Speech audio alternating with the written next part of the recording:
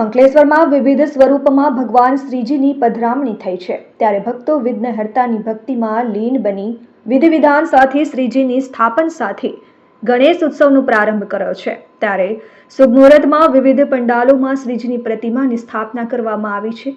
શહેરના 84 ભાગોળના નવચેતન યુવક મંડળ દ્વારા ગણેશ પંડાલમાં શ્રીજીનું સ્થાપન કરવામાં આવ્યું હતું, જેમાં ગુંજ સોશિયલ ગ્રુપના પ્રમુખ અને નગરપાલિકાના સભ્ય સુધીરભાઈ ગુપ્તા, ગુજરાત પ્રદેશ શિવસેનાના પ્રમુખ SR પાટીલના હસ્તે શાસ્ત્રોક્ત વિધિ અનુસાર પૂજા અર્ચના અને આરતી સાથે ભગવાન ગણેશજીનું સ્થાપન કરવામાં આવ્યું।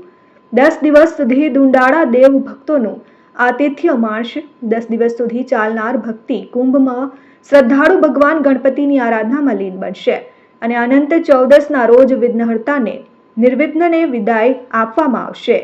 Dharmesh Patel, RN news, Ankleshwar.